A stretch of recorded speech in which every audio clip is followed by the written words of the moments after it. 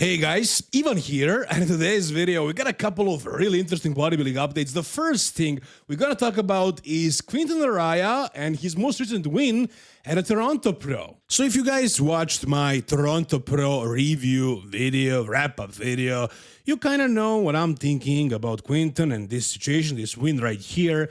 Quinton posted a couple of really good photos and videos in which he's looking absolutely phenomenal. Looking at him right here, right now, I'm really getting those Flex Wheeler vibes. And I have been getting those vibes for a long time now, guys. For years and years and years.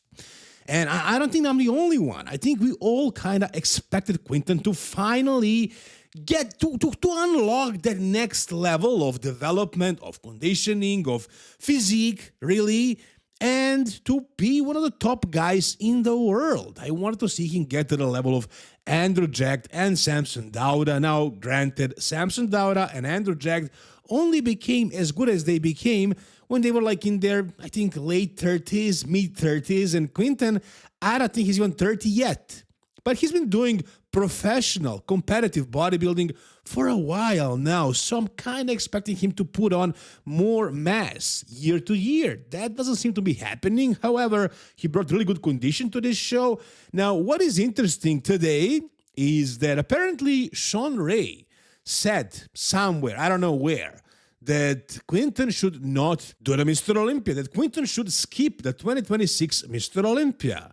And again, guys, if you watched my video, you know what I think? I think that I would probably say the same thing if this wasn't Quinton Eriya that I know about for years and years and years. If this was a new guy who just turned pro and did his pro debut, let's say, and earned his Mr. Olympia qualification, I would say, yeah, absolutely. Wait a year or 2 years even. Guys like Phil Heath, like Jay Cutler, I think, so many other great names skipped their first year because they wanted to put on more size and be more competitive. And they did become more competitive. They won the Mr. Olympia later. So maybe Quinton could do that. Maybe you would think that if you didn't know much about the current sport, the current guys, the current scene. And it seems like Sean Ray isn't really, I don't know how much he follows current bodybuilding, today's bodybuilding. I don't think he does follow it much because every time he commentates the shows, he doesn't know anybody's names. So he's probably thinking from that perspective. But again, from what I'm thinking is he got that Olympic qualification. He wanted it so bad and he wants to do it. He wants the experience. He wants to accomplish that goal. That's a goal by itself. Being on the Mr. Olympia stage, that's a freaking huge thing. I mean, how many bodybuilders are dreaming of achieving that, going there and living that moment? So, no, I don't think he should skip the Mr. Olympia because of that. And now, actually, we got Quinton's response and what he thinks about this whole situation and what is going to actually happen. Check it out, guys. All right, so Sean Ray. First of all, I'm a fan of Sean Ray. I really like Sean Ray. He said I shouldn't do the Olympia because he thinks I won't be able to place top 10. All right. Tomorrow's never promised, guys. So when you work your tail off and you earn the opportunity to accomplish one of your dreams, I mean, it's a no-brainer. It's a no-brainer. I'm doing the Olympia. I'm coming to the Olympia, and I don't have any sort of negative thing in my mind about anything pertaining to the Olympia. So I'm doing the Olympia, end of discussion, and yeah, you don't skip out on these opportunities. So yeah, that's it. Quinton is not skipping the Mr. Olympia. He's going to be doing the Mr. Olympia. Will he do more shows? I mean, last year he did like 6 shows. Did he compete that much because he wanted to compete or because he just wanted to get that Mr. Olympia qualification? I think it's the latter, so I don't think we're going to be seeing him in any more shows because if he does another show, he can place like 7th. And then go to the Mr. Olympia as a 7th guy. This way, he's going to the Mr. Olympia as one of the show winners. So, yeah, I think he should do it for sure. Enjoy that experience, have his moment on that stage. Do I think he can actually do some damage and maybe crack the top 10? No, I absolutely do not see that. He needs definitely more size. Who is the best bodybuilder? Instagram page made this comparison. Man, I'm sorry for laughing. It's funny, really. Like, they made a comparison to see how much he progressed from last year, but I don't see any I don't see any changes in terms of size. Maybe he's a little bit sharper, if that. I'm not even sure. But no, it's the same physique, man. It's absolutely the same physique. I feel like Eric Janicki, my client, made more progress in the last 3 weeks than Quinton did here in a year. So I don't know what he's doing wrong, but apparently something is not clicking. Again, it could be training, it could be eating, it could be the gear, it could be just the genetics. For all I know, maybe he reached his limit, and that's why he should not risk it and lose this opportunity to compete at the Mr. Olympia stage. Maybe he gets injured next year. Maybe something else happens and he doesn't get to the stage. That's why he needs to take this opportunity and actually compete this year. I absolutely agree with Quinton on this, and I support him in this decision. What do you guys think? Tell me down below in the comment section. All right, the next update that we got is a physique update from the machine, Joe Palacios. And this one is very interesting because he's currently being compared to Nick Walker a lot. I'm thinking mainly because of their similar structure, wider waist and a little bit smaller legs, and also the fact that they have so much size. Joe currently is 270, almost 75 pounds. I think Nick is same weight. Conditioning-wise, yeah, I would say Nick is a little bit leaner. So Nick is probably bigger. I think Joe is taller also. So Nick is definitely a bigger bodybuilder. But what Joe looks like right now is absolutely insane. And I said this before, people are comparing Nick to previous years' Joe Palacios. That version of Joe couldn't hold a candle to Nick Walker. That's for sure. However, Joe is extremely devoted, and the progress he has been making all these years, especially this year, this off-season, is tremendous. It's insane how much he progressed, and following his prep, this prep for the Tampa Pro and the Texas, he's been making so super crazy changes from week to week. Let's check out this video right here in which he looks absolutely nuts. Man, look at the size on this guy and how fast he's changing. I'm pretty sure he has a chest pump in this video because it looks like that. And he just has crazy chest, bigger than Nick Walker's chest, I gotta say.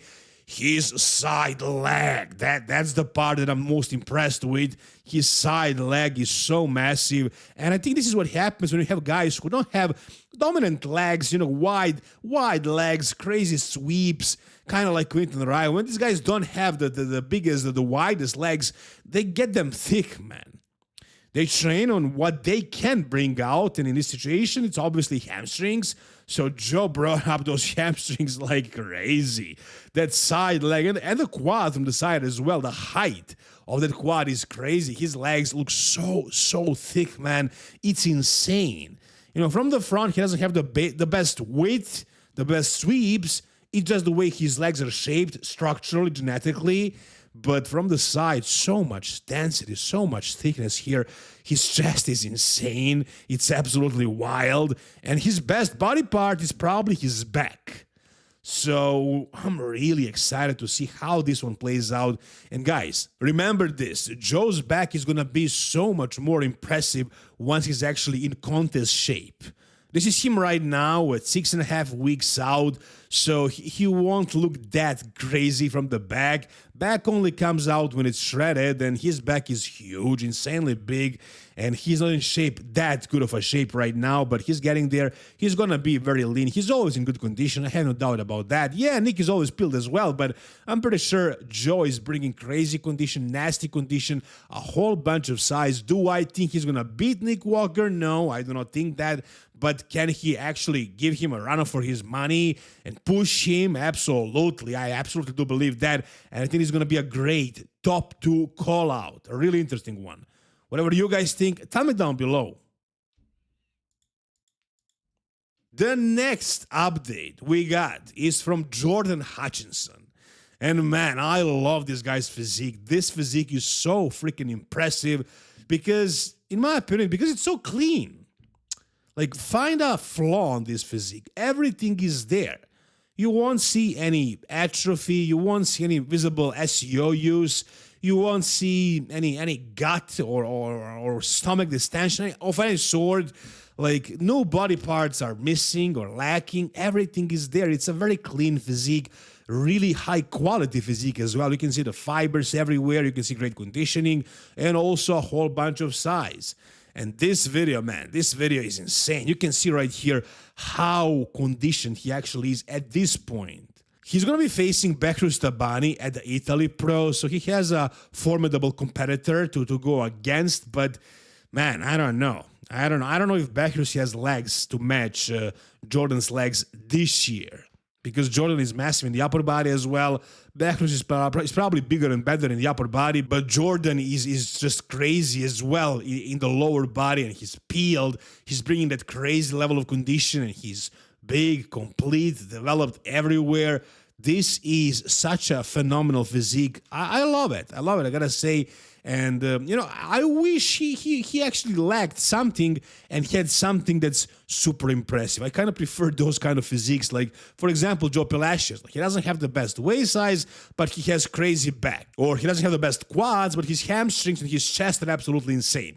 With Jordan, that's not the case. Everything is there. Everything is good. Nothing is super, super impressive, but nothing is lacking. So, therefore, not exactly like a freaky physique, but a very complete physique, very, very good physique that I absolutely do like, and I think he's going to do really well. I think there is a big possibility of him actually winning that Italy Pro and qualifying for the Mr. Olympia by winning that show. Whatever you guys think, tell me down below.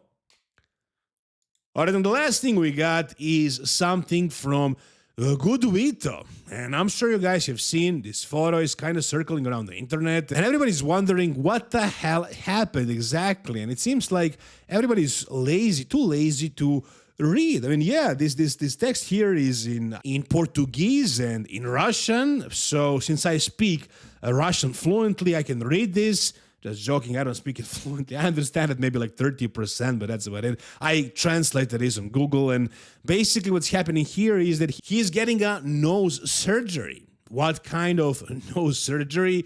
Hopefully he's not doing what clavicular just did. I don't know if you guys know who Clavicular is. He's a famous influencer. I'm pretty sure you heard about him, who recently had a nose surgery and doesn't look like himself anymore. He ruined himself completely. He was a really good looking guy, and now he looks terrible. Doesn't look like himself at all. What a disaster, man. So sad to see that, but it is what it is. Hopefully Good Vito doesn't do the same thing, but here he actually came for a different reason. He's planning on doing a surgery on his nose because he was addicted to nose sprays for 10 years. He says he's been using all kinds of nose sprays. He always had that congestion. That happens, guys. I don't know if you experience this, but if you're sick and if you're trying to use these sprays, you get addicted to them, and they get you more congested, and you take more, and it's a vicious circle, and you go round and round. And so many people get addicted to this, and the same thing happened to Good Vito, and now he thinks the surgery is going to fix him. I don't know if it will, but he's willing to try. And it's a complicated surgery, I know, so I hope he doesn't say to his surgeon that while they're doing this, they should just do a plastic surgery, rhinoplasty, and fix his nose, change it. Hopefully he doesn't do that, but everything is all right, really. Seeing this photo of him in the hospital, you would think that he's maybe having some serious health issues, like, I don't know, heart issues or kidney issues, liver issues. No.